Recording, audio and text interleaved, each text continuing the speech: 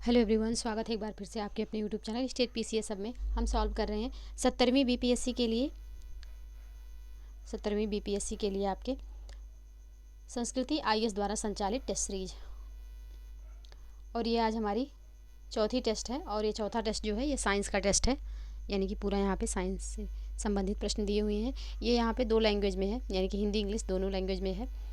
तो ये पीडीएफ जो है हमारे टेलीग्राम चैनल पे अपलोड होता है। तो अगर अभी तक आपने टेलीग्राम चैनल नहीं ज्वाइन किया है तो आप टेलीग्राम चैनल ज्वाइन कर लीजिए ताकि ये पीडीएफ प्राप्त कर सकें। साथ ही चैनल पे यदि नए हैं तो चैनल को प्लीज़ सब्सक्राइब कर लीजिए, साथ ही बेल आइकन को प्रेस कर लीजिए ताकि कोई भी वीडियो चैनल पे अपलोड हो तो सबसे पहले नोटिफिकेशन आपको प्राप्त हो।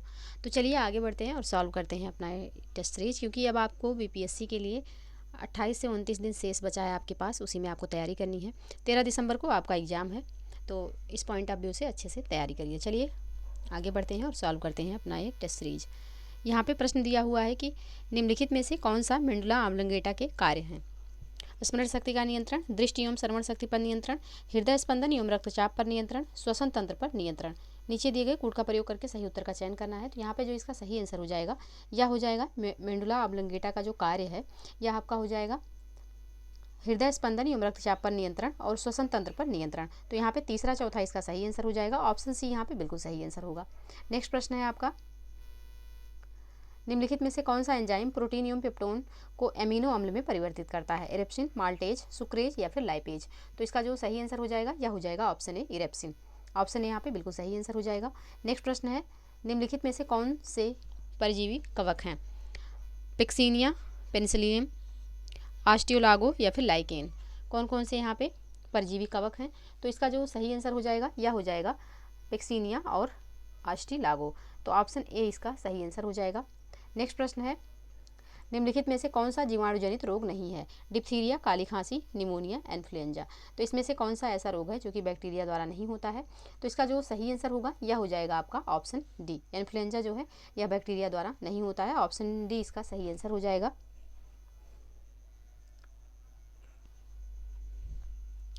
तो ऑप्शन डी यहाँ पे बिल्कुल सही आंसर होगा। नेक्स्ट प्रश्न है, नेक्स्ट प्रश्न है प्रश्न संख्या 5। एक तरफ विटामिन दिया हुआ है, दूसरी तरफ रासायनिक नाम। Vitamin B1 riboflavin, vitamin B5 pantothenic acid, vitamin B6 pyridoxine या विटामिन B9 नियासिन। तो कौन सा यहाँ पे जो है सही सुमेलित है या पूछा गया है। तो इसका जो सही आंसर हो जाएगा, यानी कि जो यहाँ पे सही सुमेलित है वह हो जाएगा दूसरा एवं तीसरा, यानी कि विटामिन B5 पेंटाथोनिक एसिड और विटामिन B6 पायरिडॉक्सिन। तो ये दोनों सही सुमेलित हैं। जो विटामिन B9 है यह आपका जो है फोलिक एसिड होता है, साथ ही विटामिन B1 जो है यह राइबोफ्लेविन नहीं, यह थायमिन होता है। तो यहाँ पे पहला एवं चौथा सही सुमेलित नहीं है, इसका हमने सही आंसर देखा। दूसरा एवं तीसरा यहाँ पे सही सुमेलित है, तो ऑप्शन बी इसका सही आंसर हो जाएगा। नेक्स्ट प्रश्न है आपका प्रश्न संख्या 6। निम्नलिखित में से किस हार्मोन के अतिस्रावण से हाइपोग्लाइसीमिया नामक रोग हो जाता है। सोमेटोट्रोपिक, थायरॉक्सिन, पैराथायराइड या फिर इंसुलिन। तो इसका जो सही आंसर होगा यह हो जाएगा आपका ऑप्शन डी इंसुलिन। इंसुलिन के ज़्यादा श्रावण से क्या होता है तो हाइपोग्लाइसीमिया हो जाता है, यानी कि शरीर में शर्करा की कमी हो जाती है। जबकि जब इंसुलिन कम मात्रा में स्रावित होता है तो हाइपर ग्लाइसीमिया हो जाता है, यानी कि चीनी जो है अधिक मात्रा में, इसकी शर्करा जो है शरीर में अधिक मात्रा में हो जाती है। तो ऑप्शन डी यहाँ पे बिल्कुल सही आंसर हो जाएगा। नेक्स्ट प्रश्न है, निम्नलिखित में से कौन से एंजाइम अग्न्याशयी रस के भाग हैं। Erepsin, lactase, trypsin, amylase. कौन कौन से इसमें जो है यह एंजाइम अग्न्याशयी रस के भाग हैं। तो इसका जो सही आंसर हो जाएगा यह हो जाएगा ट्रिप्सिन और एमाइलेज। तो ऑप्शन बी यहाँ पे सही आंसर हो जाएगा। ट्रिप्सिन और एमाइलेज जो है यह एंजाइम जो है यह अग्न्याशयी रस के भाग हैं। तो ऑप्शन बी बिल्कुल सही आंसर होगा। नेक्स्ट प्रश्न है आपका, धुराग्र संधि मानव कंकाल के किस भाग में उपस्थित होती है। गर्दन एवं सिर, कोहनी का जोड़, हाथ और पैर की उंगलियां, प्यूबिस अस्थियों के मध्य। तो इसका जो सही आंसर होगा यह आपका हो जाएगा ऑप्शन ए। गर्दन एवं सिर के बीच में जो संधि होती है वह धुराग्र संधि कहलाती है। तो ऑप्शन ए यहाँ पे बिल्कुल सही आंसर हो जाएगा। नेक्स्ट प्रश्न है, निम्नलिखित में से कौन से मानव के अनुकंपी तंत्रिका तंत्र के कार्य हैं। पुतलियों का प्रसार, रक्त में शर्करा के स्तर में वृद्धि, मूत्राशय पेशियों का संकुचन, लाल रुधिर कणिकाओं की संख्या में वृद्धि। कौन कौन से यहाँ पे अनुकंपी तंत्रिका तंत्र के कार्य हैं। तो इसका जो सही आंसर हो जाएगा यह हो जाएगा यहाँ पे आपका पुतलियों का प्रसार, रक्त शर्करा में रक्त शर्करा के स्तर में वृद्धि और लाल रुधिर कणिकाओं की संख्या में वृद्धि, ये तीनों कार्य जो हैं यह अनुकंपी तंत्रिका तंत्र के कार्य हैं। तो ऑप्शन सी इसका सही आंसर हो जाएगा। नेक्स्ट प्रश्न है, पर्याप्त मात्रा में ऑक्सीजन की आपूर्ति नहीं होने के कारण मनुष्य का शरीर नीला पड़ जाता है। इस अवस्था में निम्नलिखित में से किस नाम से जाना जाता है? इस अवस्था को किस नाम से जाना जाता है? तो ये जो अवस्था है ये कहलाती है साइनोसिस की। ऑप्शन बी यहाँ पे सही आंसर हो जाएगा। नेक्स्ट प्रश्न है आपका प्रश्न संख्या 11, मानव हृदय के संदर्भ में निम्नलिखित कथनों पर विचार कीजिए। पहला कथन है, यह पायामीटर नामक झिल्ली से घिरा होता है। दूसरा है, मनुष्य का रक्तचाप वायुमंडलीय दाब से अधिक होता है। तीसरा है, पोटेशियम हृदय की धड़कन पर नियंत्रण के लिए उपयोगी है। अब यहाँ पे उपयुक्त कथनों में से कौन सा यहाँ पे सही या सही है? तो इसका जो सही आंसर हो जाएगा यह हो जाएगा ऑप्शन बी, यानी कि ऑप्शन बी यहाँ पे सही आंसर हो जाएगा। मनुष्य का रक्तचाप वायुमंडलीय दाब से अधिक होता है, बिल्कुल सही है। पोटेशियम हृदय की धड़कन पर नियंत्रण के लिए उपयोगी है, ये भी कथन यहाँ पे सही है। ऑप्शन ए में जो दिया हुआ है कि यह पायमीटर नामक झिल्ली से घिरा होता है, तो यहाँ पे गलत है। यह जो झिल्ली या जिस थैली में हृदय होता है उसे क्या बोलते हैं? तो उसे पेरिकार्डियम अथवा हृदय आवरण कहा जाता है। तो पहला कथन गलत हो जाएगा, सिर्फ दूसरा तीसरा सही है। तो ऑप्शन बी यहाँ पे बिल्कुल सही आंसर होगा। नेक्स्ट प्रश्न है आपका प्रश्न संख्या 12, सेरोटोनिन नामक हार्मोन निम्नलिखित में से कौन सी ग्रंथि द्वारा स्रावित होता है? अधिवृक्क, पिनियल, थाइमस या फिर अग्न्याशय? तो इसका जो सही आंसर हो जाएगा यह हो जाएगा option B, pineal. Option B यहाँ पे बिल्कुल सही आंसर हो जाएगा। नेक्स्ट प्रश्न है, निम्नलिखित में से कौन सा विटामिन स्वप्न को पर्याप्त अवधि तक याद रखने में सहायक होता है? तो ये जो विटामिन है इसका नाम है विटामिन B6। ऑप्शन बी यहाँ पे सही आंसर हो जाएगा। विटामिन B6 को ही पायरिडॉक्सिन कहते हैं, अभी हमने ऊपर देखा। विटामिन B12 जो है यह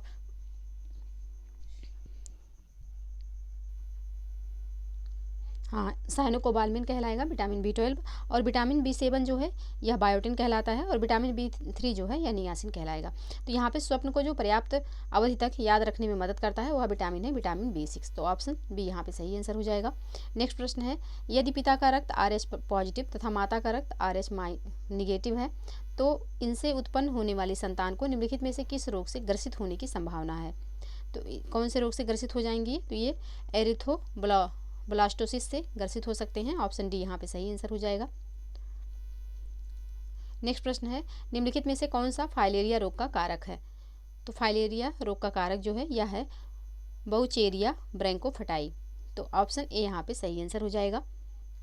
नेक्स्ट प्रश्न है, कथन कारण से संबंधित प्रश्न है। कथन है, अल्कोहल के सेवन से मूत्र त्याग की बारंबारता में बढ़ोतरी होती है। अल्कोहल के सेवन से शरीर में वेसोप्रोसिन का स्राव बढ़ जाता है। तो इसका जो सही आंसर हो जाएगा यहाँ पे यह होगा आपका ऑप्शन सी, यानी कि ए सही है किंतु कथन सही है किंतु कारण गलत है। तो ऑप्शन सी यहाँ पे सही आंसर हो जाएगा।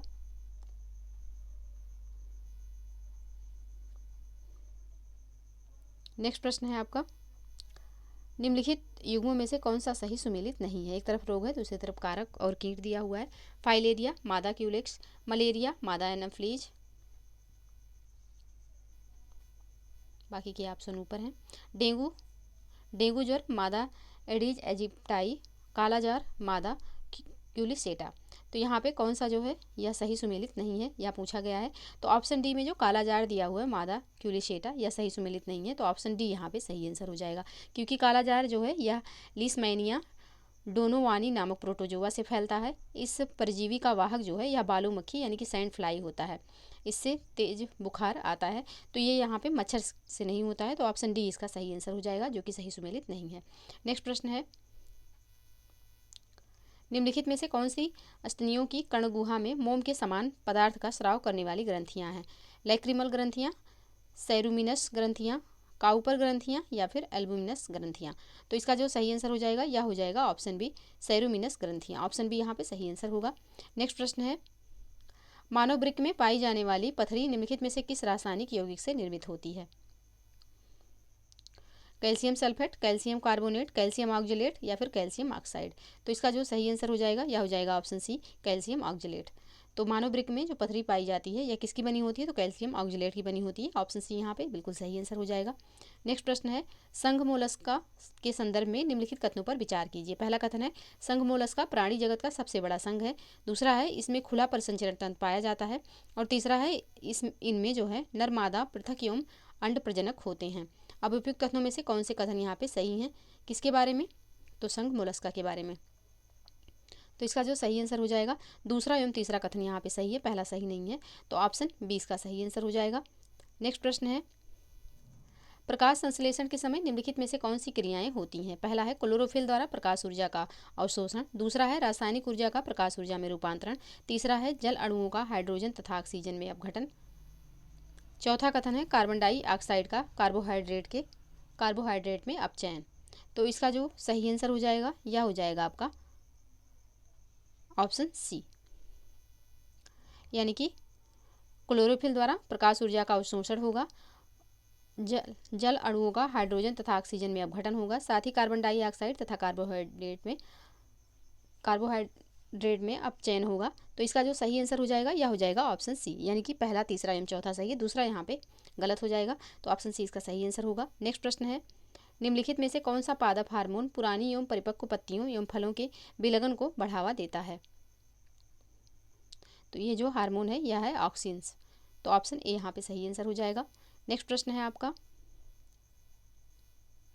प्रश्न संख्या 23, निम्नलिखित में से कौन सी पादप कोशिका की विशेषता या विशेषताएं हैं।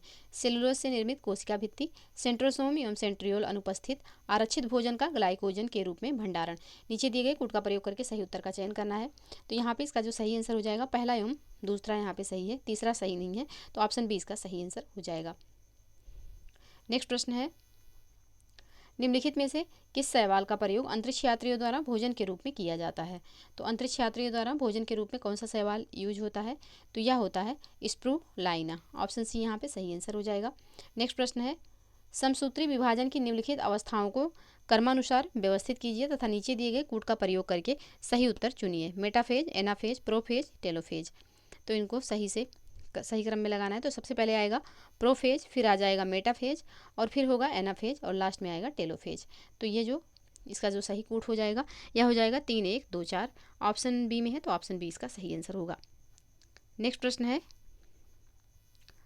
निम्नलिखित युग्मों पर विचार कीजिए। एक तरफ कोशिकांग है और दूसरी तरफ यहाँ पे कार्य दिया हुआ है। क्लोरोप्लास्ट प्रकाश संश्लेषण में सहायक, क्रोमोप्लास्ट भोजन के भंडारण में सहायक, ल्यूकोप्लास्ट फूलों एवं फलों को रंग प्रदान करना। तो कौन कौन सा यहाँ पे युग्म है जो कि सही सुमेलित है। तो इसका जो सही आंसर हो जाएगा, केवल एक युग्म यहाँ पे सही सुमेलित है, ऑप्शन ए यहाँ पे सही आंसर हो जाएगा। नेक्स्ट प्रश्न है, लाइकेन के संदर्भ में निम्नलिखित कथनों पर विचार कीजिए। पहला कथन है, ये सहजीवी साहचर्य का परिणाम है। दूसरा है, ये जल प्रदूषण के उत्तम संकेतक है। तीसरा है, इनमें प्रजनन कायिक तथा लैंगिक दोनों विधियों से होता है। और चौथा है, परमेलिया सेक्सटिलिस का उपयोग मिर्गी की औषधि निर्माण में किया जाता है। तो कौन सा यहाँ पे जो है कथनों में से कौन सा कथन सही है। तो यहाँ पे इसके जो सही आंसर हो जाएंगे या हो जाएंगे ऑप्शन सी, यानी कि पहला, तीसरा एवं चौथा कथन यहाँ पे सही है, दूसरा सही नहीं है। तो ऑप्शन सी बिल्कुल सही आंसर होगा। नेक्स्ट प्रश्न है, राइबोसोम के संदर्भ में निम्नलिखित कथनों पर विचार कीजिए। पहला है, यह एक झिल्ली रहित संरचना है। दूसरा है, इसका प्रमुख कार्य प्रोटीन संश्लेषण है। तो इसका जो सही आंसर हो जाएगा यह हो जाएगा ऑप्शन सी, यानी कि दोनों कथन बिल्कुल सही हैं, ऑप्शन सी बिल्कुल सही आंसर होगा। नेक्स्ट प्रश्न है, निम्नलिखित में से कौन सी प्रोटीन के कार्य हैं। कौन से यहाँ पे प्रोटीन के कार्य हैं। पहला है, कोशिकाओं की मरम्मत एवं वृद्धि। दूसरा है, शरीर की सुरक्षा। तीसरा है, हार्मोन का संश्लेषण। और चौथा है, मंड का भोजन के रूप में संचयन। तो नीचे दिए गए कूट का प्रयोग करके सही उत्तर का यहाँ पे चयन करना है। तो कौन सा यहाँ पे सही हो जाएगा। तो पहला, दूसरा एवं तीसरा कथन सही है। चौथा यहाँ पे जो मंड का भोजन के रूप में संचयन, यह यहाँ पे सही नहीं है। तो पहला, दूसरा, तीसरा कथन सही है, चौथा गलत हो जाएगा। तो ऑप्शन सी सही आंसर होगा। नेक्स्ट प्रश्न है, फ्लोएम यानी कि पादप ऊतक के संदर्भ में निम्नलिखित कथनों पर विचार कीजिए। पहला है, यह जल तथा लवण को पादप के विभिन्न भागों में पहुँचाता है। दूसरा है, यह नीचे से ऊपर की ओर एक दिशा कार्य करता है। उपयुक्त कथनों में से कौन से सही है यहाँ।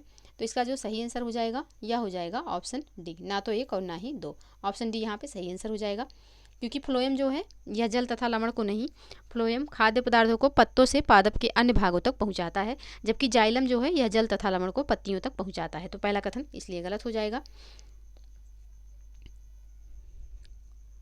और दूसरा कथन भी यह नीचे से ऊपर की ओर कार्य करता है, तो गलत है। यह ऊपर से नीचे की ओर कार्य करता है, ना कि नीचे से ऊपर की ओर, तो दोनों कथन यहाँ पे गलत हो जाएंगे। ऑप्शन डी इसका सही आंसर होगा। नेक्स्ट प्रश्न है, निम्नलिखित में से कौन से वाष्पोत्सर्जन के उद्देश्य हैं? प्रकाश संश्लेषण के लिए जल का संभरण, दूसरा है खनिजों का पौधे के सभी अंगों तक परिवहन, तीसरा पॉइंट है पत्ती की सतह का शीतलन। नीचे दिए गए कोड का प्रयोग करके सही उत्तर का चयन करना है। तो यहाँ पे तीनों जो हैं या वाष्पोत्सर्जन के उद्देश्य हैं, तो ऑप्शन डी यहाँ पे सही आंसर हो जाएगा। नेक्स्ट प्रश्न है आपका प्रश्न संख्या 32, निम्नलिखित में से किस नील हरित शैवाल के कारण लाल सागर का रंग लाल दिखाई पड़ता है? नॉस्टॉक, एनाबीना, आसिलेटोरिया या फिर ट्राइकोडेस्मियम एरिथियम। तो इसका जो सही आंसर हो जाएगा यह हो जाएगा आपका ऑप्शन डी, ट्राइकोडेस्मियम एरिथ्रियम के कारण जो है लाल सागर का रंग जो है यह लाल दिखाई पड़ता है। तो ऑप्शन डी यहाँ पे सही आंसर हो जाएगा। नेक्स्ट प्रश्न है, पौधे की वृद्धि मापने के लिए निम्नलिखित में से किस यंत्र का प्रयोग किया जाता है? बोलोमीटर, ऑक्सेनोमीटर, यूडोमीटर या फिर डायलेटोमीटर। तो इसका जो सही आंसर हो जाएगा यह हो जाएगा आपका ऑप्शन बी, ऑक्सेनोमीटर का प्रयोग जो होता है यह पौधे की वृद्धि मापने के लिए ही होता है। तो ऑप्शन बी यहाँ पे सही आंसर हो जाएगा। नेक्स्ट प्रश्न है, निम्नलिखित में से कौन सी विशेषताएं कायिक प्रवर्धन के संदर्भ में सही हैं? पहला है जनन की अलैंगिक प्रक्रिया, दूसरा है फूलों एवं फलों की अति शीघ्र प्राप्ति, तीसरा है संतति अपने जनक के समान, और चौथा है अनुकूलन की क्षमता अधिक। तो यहाँ पे कौन सी विशेषताएं जो हैं यह कायिक प्रवर्धन के संदर्भ में सही हैं? तो इसका जो सही आंसर हो जाएगा यह हो जाएगा ऑप्शन सी, यानी कि पहला, दूसरा एवं तीसरी जो यहाँ विशेषता है यह कायिक प्रवर्धन के बारे में सही है। तो ऑप्शन सी यहाँ पे सही आंसर हो जाएगा। चौथा यहाँ पे सही नहीं है, तो ऑप्शन सी बिल्कुल सही आंसर होगा। नेक्स्ट प्रश्न है, निम्नलिखित में से कौन सही सुमेलित नहीं है? एक तरफ सिद्धांत है, दूसरी तरफ प्रतिपादक दिया हुआ है। तो उत्परिवर्तन का सिद्धांत ह्यूगो डे व्रीज, जैव विकास का सिद्धांत चार्ल्स डार्विन, तो दोनों बिल्कुल सही सुमेलित है। ऑपेरान अवधारणा स्पेंसर, ये गलत है। उपार्जित लक्षणों का सिद्धांत लैमार्क, तो यहाँ पे सी वाला जो है ऑप्शन यह सही नहीं है, तो यही इसका आंसर हो जाएगा, क्योंकि प्रश्न में पूछा गया है कौन सा सही सुमेलित नहीं है। तो ऑप्शन सी यहाँ पे बिल्कुल सही आंसर होगा। नेक्स्ट प्रश्न है, निम्नलिखित में से कौन सी यूकैरियोटिक कोशिकाओं की विशेषताएं हैं? पूर्ण विकसित केंद्रक, समसूत्री कोशिका विभाजन, लैंगिक जनन।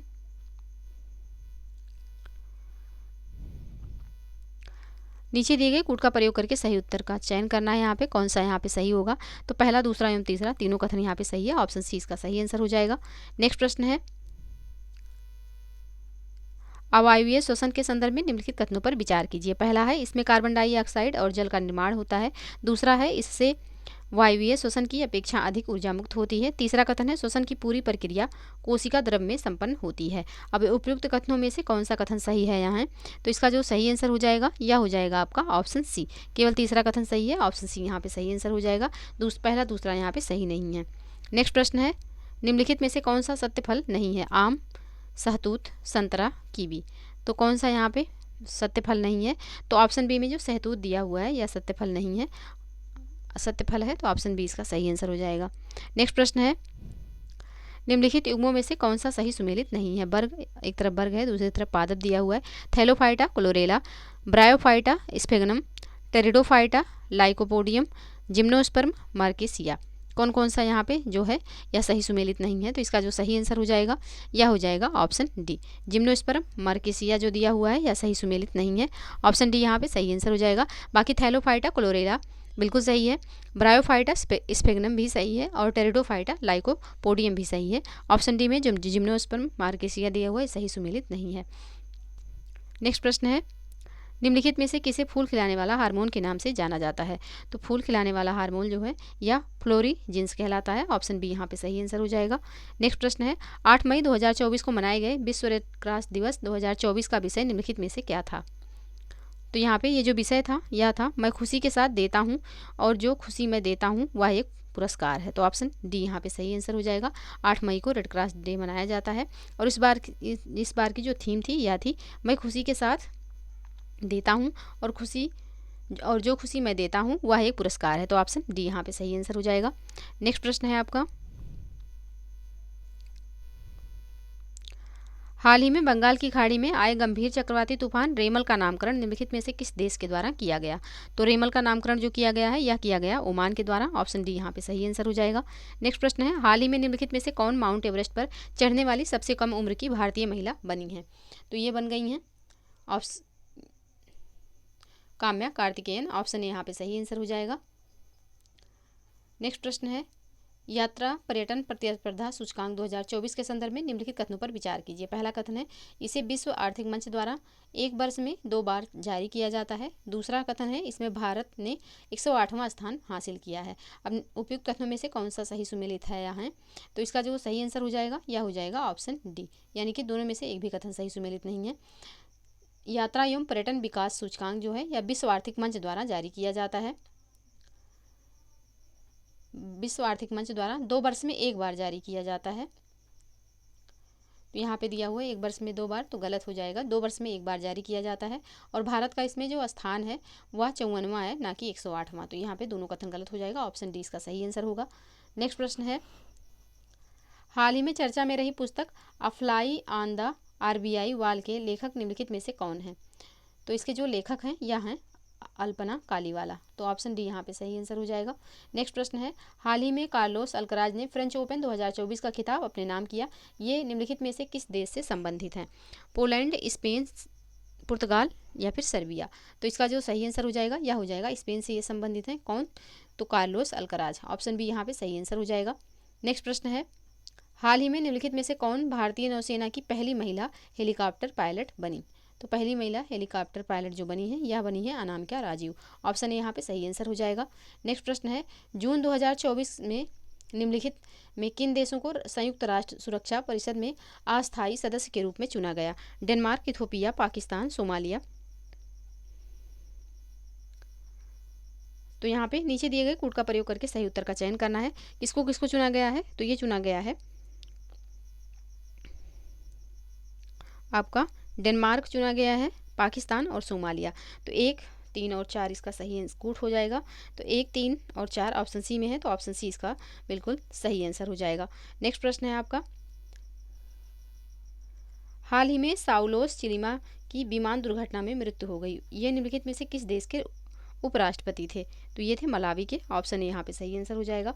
नेक्स्ट प्रश्न है, हाल ही में निम्नलिखित में से कौन सा देश अंतर्राष्ट्रीय सौर गठबंधन में पूर्ण सदस्य के रूप में शामिल होने वाला 100वां देश बन गया है? तो 100वां देश जो बना है वह कौन बन गया है? तो यह बना है आपका पराग्वे। ऑप्शन सी यहाँ पे सही आंसर हो जाएगा। नेक्स्ट प्रश्न है, जब कोई उत्तल लेंस किसी वस्तु का वास्तविक प्रतिबिंब बनाता है तो वस्तु और उसके प्रतिबिंब के बीच की दूरी निम्नलिखित में से किसके बराबर होती है? तो वस्तु एवं उसके प्रतिबिंब के बीच की जो दूरी होती है यह उत्तल लेंस की फोकस दूरी का 4 गुना होता है। तो ऑप्शन डी यहाँ पे सही आंसर हो जाएगा। निम्नलिखित यहाँ पे कथन कारण है, कथन कारण से संबंधित प्रश्न देखते हैं। तो कथन है, किसी माध्यम में ध्वनि की चाल आवृत्ति पर निर्भर करती है। कारण है कि एक माध्यम से दूसरे माध्यम में जाने पर ध्वनि की आवृत्ति जो है यह अपरिवर्तित रहती है। तो कौन सा कथन यहाँ पे सही है? कौन सा ऑप्शन यहाँ पे सही है? तो इसका जो सही आंसर होगा आपका यह हो जाएगा ऑप्शन डी, यानी कि कथन तो यहाँ पे गलत है लेकिन कारण जो है यह सही है। तो ऑप्शन डी यहाँ पे सही आंसर हो जाएगा। नेक्स्ट प्रश्न है, प्रश्न संख्या 53, निम्नलिखित में से कौन सी घटना प्रकाश के अपवर्तन के कारण घटित होती है? हीरे का चमकना, पानी में हवा के बुलबुले का चमकना, रात्रि के समय तारों का टिमटिमाना या फिर रेगिस्तान में मरीचिका का दिखाई पड़ना? तो इसका जो सही आंसर हो जाएगा यह हो जाएगा ऑप्शन सी, रात्रि के समय तारों का टिमटिमाना जो है यह प्रकाश के अपवर्तन के कारण होता है। तो ऑप्शन सी यहाँ पे सही आंसर हो जाएगा। नेक्स्ट प्रश्न है, पराश्रव्य तरंगों का प्रयोग निम्नलिखित में से किन उद्देश्यों के लिए किया जाता है? पहला है दूध के अंदर के हानिकारक जीवाणु को नष्ट करने में, दूसरा है गठिया रोग के उपचार में, तीसरा है मस्तिष्क में ट्यूमर का पता लगाने में और चौथा पॉइंट है समुद्र की गहराई का पता लगाने में। तो इसका जो सही आंसर हो जाएगा यह हो जाएगा ऑप्शन डी, यानी कि पराश्रव्य तरंगों का प्रयोग इन चारों के कार्यों में किया जा सकता है। तो ऑप्शन डी इसका सही आंसर हो जाएगा। नेक्स्ट प्रश्न है, साधारण वायुमंडलीय दबाव पर जल का क्वथनांक 100 डिग्री सेल्सियस होता है। यदि दाब को दुगना कर दिया जाए तो जल का क्वथनांक कितना हो जाएगा? तो जल का जो क्वथनांक है यह आपका हो जाएगा कितना? तो यह हो जाएगा 125 डिग्री सेल्सियस। ऑप्शन ए में है, तो ऑप्शन ए यहाँ पे सही आंसर होगा। नेक्स्ट प्रश्न है, निम्नलिखित युग्मों में से कौन सही सुमेलित है? उपकरण और ऊर्जा का रूपांतरण, माइक्रोफोन विद्युत ऊर्जा को ध्वनि ऊर्जा में, सितार यांत्रिक ऊर्जा को ध्वनि ऊर्जा में, डायनेमो विद्युत ऊर्जा को यांत्रिक ऊर्जा में और विद्युत सेल विद्युत ऊर्जा को रासायनिक ऊर्जा में। तो इसका जो सही आंसर हो जाएगा क्या होगा, तो इसका जो सही आंसर हो जाएगा आपका यह हो जाएगा ऑप्शन बी। सितार जो यहाँ पे दिया हुआ है यांत्रिक ऊर्जा को ध्वनि ऊर्जा में, यह सही नहीं है। सितार यांत्रिक ऊर्जा को यहाँ पे पूछा गया है कि कौन सा सही सुमेलित है, ये नहीं पूछा गया है कि कौन सा सही सुमेलित नहीं है, ये पूछा गया है कौन सा एक सही सुमेलित है। तो ऑप्शन बी में जो यहाँ पे दिया हुआ है यांत्रिक ऊर्जा को ध्वनि ऊर्जा में सितार, तो बिल्कुल सही है। माइक्रोफोन जो है यह ध्वनि ऊर्जा को विद्युत ऊर्जा में बदलता है, तो यहाँ पे अपोजिट दिया हुआ है तो गलत हो जाएगा। डायनेमो जो है यह यांत्रिक ऊर्जा को विद्युत ऊर्जा में बदलता है, यहाँ पे ये भी अपोजिट दिया हुआ है। और विद्युत सेल जो है यह विद्युत, यहाँ पे दिया हुआ है कि विद्युत सेल विद्युत ऊर्जा को रासायनिक ऊर्जा में, जबकि यह रासायनिक ऊर्जा को विद्युत ऊर्जा में बदलता है, तो ये भी अपोजिट दिया हुआ है। तो इसका जो सही आंसर हो जाएगा जो कि सही सुमेलित है, तो ऑप्शन बी हो जाएगा बिल्कुल सही आंसर। नेक्स्ट प्रश्न है, यदि किसी वस्तु के वेग का परिमाण समय के साथ साथ बढ़ रहा है तो वस्तु का त्वरण निम्नलिखित में से किस प्रकार प्रभावित होगा।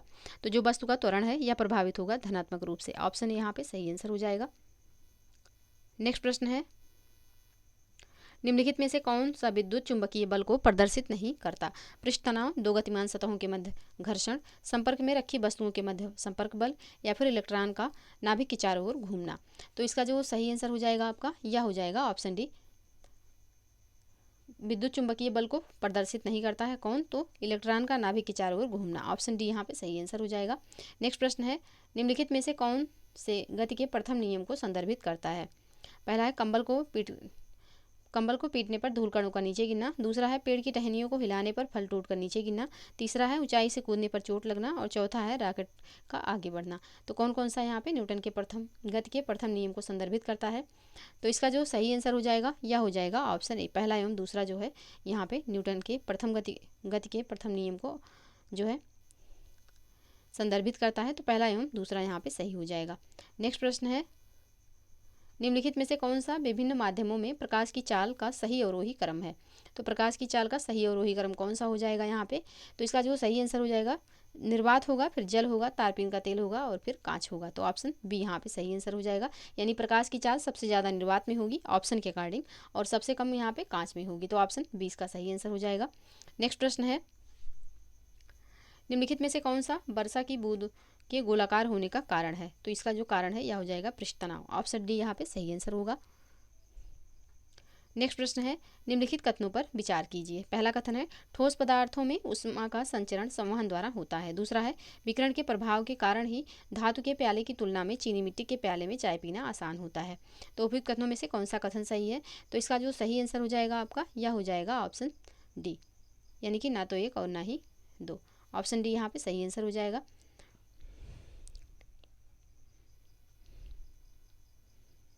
नेक्स्ट प्रश्न है, प्रश्न संख्या 63, यदि किसी वस्तु के वेग को दुगना कर दिया जाए तो उस वस्तु की गतिज ऊर्जा पर निम्नलिखित में से क्या प्रभाव पड़ेगा।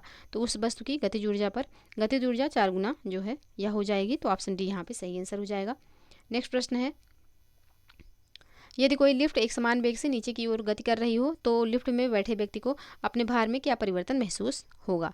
तो लिफ्ट में बैठे हुए व्यक्ति को अपने भार में जो है कोई परिवर्तन नहीं फील होगा, तो ऑप्शन सी यहाँ पे सही आंसर हो जाएगा। नेक्स्ट प्रश्न है, यदि अन्य कारकों को समान रखते हुए दाब को बढ़ाकर दोगुना कर दिया जाए तो ध्वनि की चाल पर क्या प्रभाव पड़ेगा।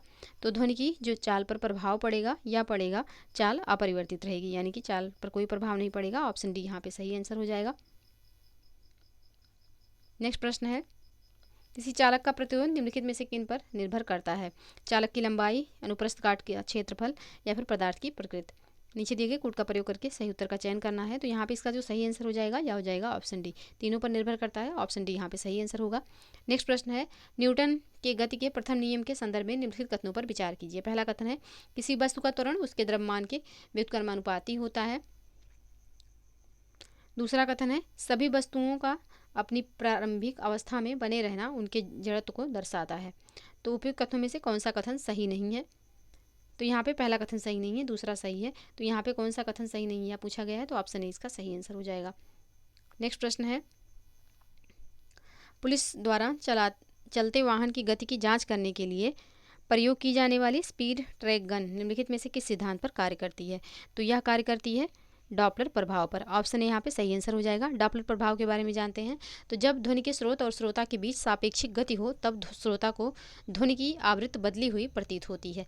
जब ध्वनि का स्रोत सुनने वाले की ओर बढ़ता है तब आवृत्ति बढ़ती हुई प्रतीत होती है तथा श्रोता के दूर जाने पर आवृत्ति घटती हुई प्रतीत होती है। तो ऑप्शन ए यहाँ पे सही आंसर हो जाएगा।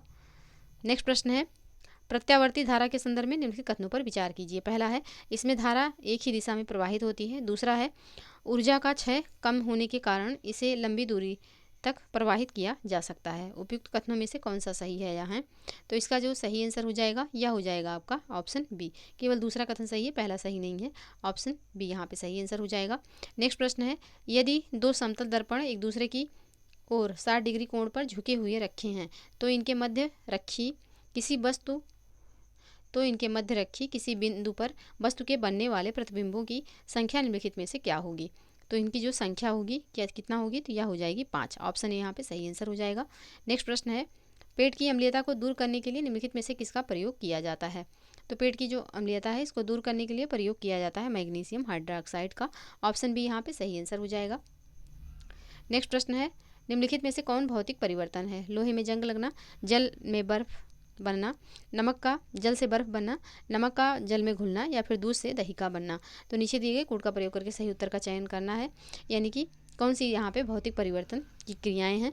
तो इसका जो सही आंसर हो जाएगा दूसरा एवं चौथा, यानी कि जल से बर्फ बनना और दूध से दही बनना, जल से बर्फ बनना और नमक का जल में घुलना, ये दोनों भौतिक परिवर्तन है। तो ऑप्शन बी यहाँ पे बिल्कुल सही आंसर हो जाएगा। तो आज के लिए बस इतना ही रहने देते हैं, इससे आगे कल सॉल्व करेंगे। तो मिलते हैं नेक्स्ट वीडियो में, तब तक के लिए आप लोग पढ़ते रहिए और कमेंट सेक्शन में ज़रूर बताइएगा वीडियो आपको कैसे लगी और वीडियो को लाइक एवं शेयर जरूर कर दीजिएगा। तो मिलते हैं नेक्स्ट वीडियो में, तब तक के लिए आप लोग पढ़ते रहिए, स्वस्थ रहिए। जय हिंद, जय भारत।